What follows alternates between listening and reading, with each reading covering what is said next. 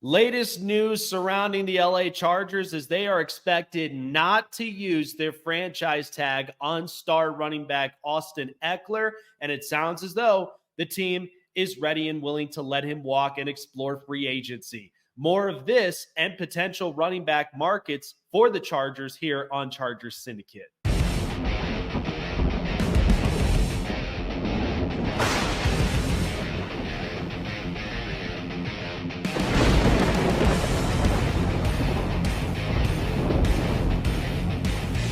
What's going on, you guys? Jake Silva here on Chargers Syndicate. Appreciate all of you guys for tuning on in for all your diehard Chargers news. If it is your first time, I encourage you guys to like, subscribe, and hit the bell button to keep you up to date on future shows as well, or go watch a few other segments as well on other past videos as well. So the news of it is the LA Chargers have expected not to use their franchise tag, which is about around the ballparks of $15 million or more, on star running back Austin Ekeler. And from what it sounds like, the team is basically ready and willing to let him walk and go and explore free agency. Austin Ekeler has spent all of his career with the LA Chargers from 2017 all the way to 2023. And we've had a lot of memorable years with Austin Ekeler as a part of the Chargers franchise, as he came in as, a late rounder out of Western Colorado and was a guy that basically helped to fit in the bill. So for Austin Ekeler in the last few years of his career, as we've said, from 2017 all the way to 2023, he's shown himself that he was not necessarily a strong rushing running back, but he was somebody who was very, very lethal in the air. So in his rushing totals that he's had, the best years that he had was back in 21 and 22, where he ended up rushing for over 900 yards on the ground and averaged at the least 4.4, 4.5 yards a carry. But in those times as well, you also have to account for the amount of times that he scored, where he scored 12 and 13 touchdowns, but most of those became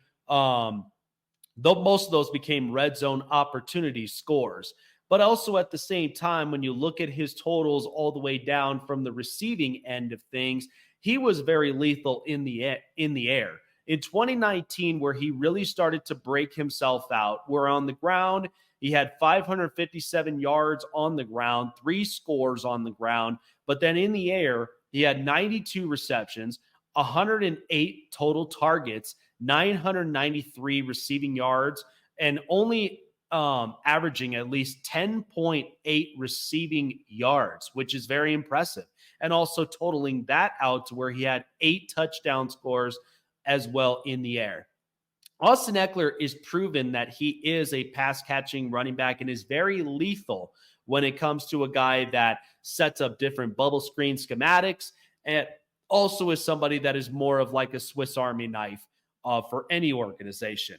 Now, in the last few years, dating back from 21 all the way to this year in 23, was in 21, that was where he had the biggest breakout of his rushing career, where he had 911 rushing yards, 12 rushing touchdowns, and then totaling up 70 catches in the air for 647 yards and 8 receiving touchdowns as well. And part of that was the emergence of Justin Herbert, where he was starting to build his stardom, and at the same time he was proving that he can be the franchise quarterback for the next 15 years. And so having Austin Ekeler around does help the offense in many ways, but at the same time, he's not exactly the valuable piece of why the offense continues to produce.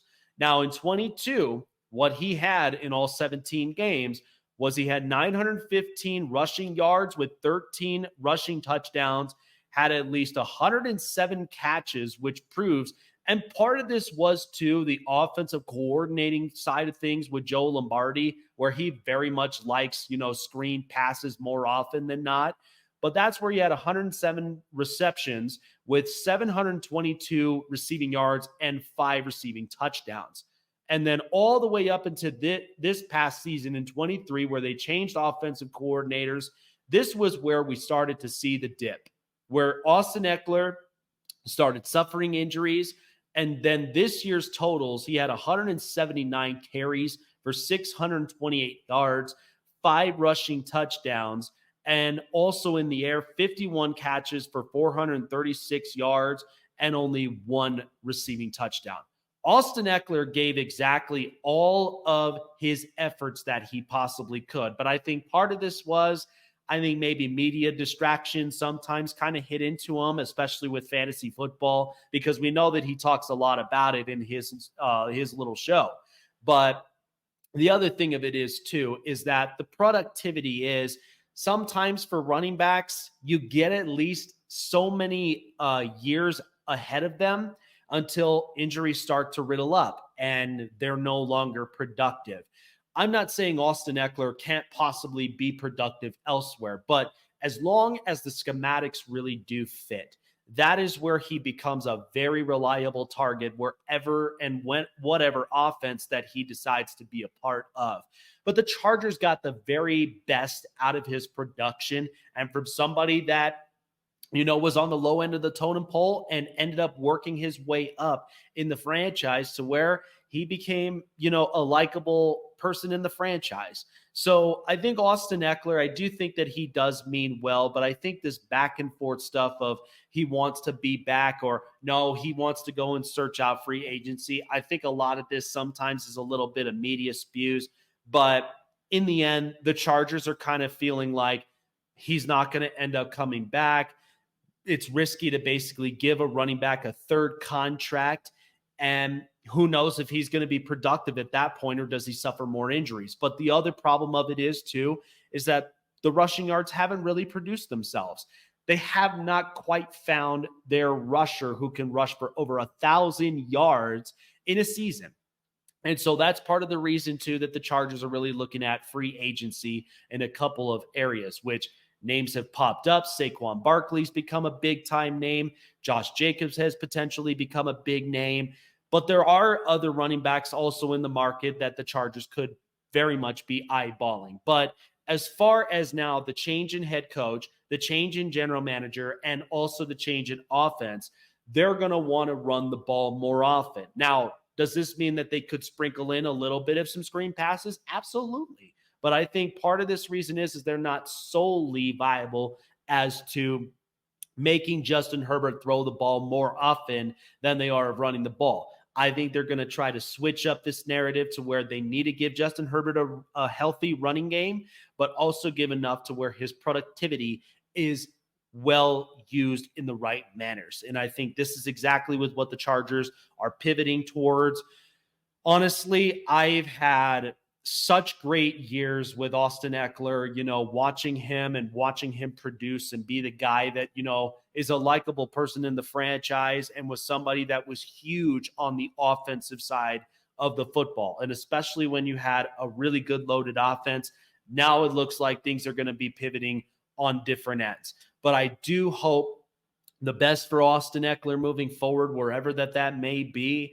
But I think the Chargers are basically saying it may be time. We would love to have him back if that was the case, but I think this is kind of the end of the road, and this is where the Chargers are going to probably look at different options moving forward. Appreciate you guys tuning into this video. Like we said before, like, subscribe, and hit the bell button to keep you up to date on more future shows to come. This is Jake Silva signing off, and we'll see you guys on the next video edition of Charger Syndicate.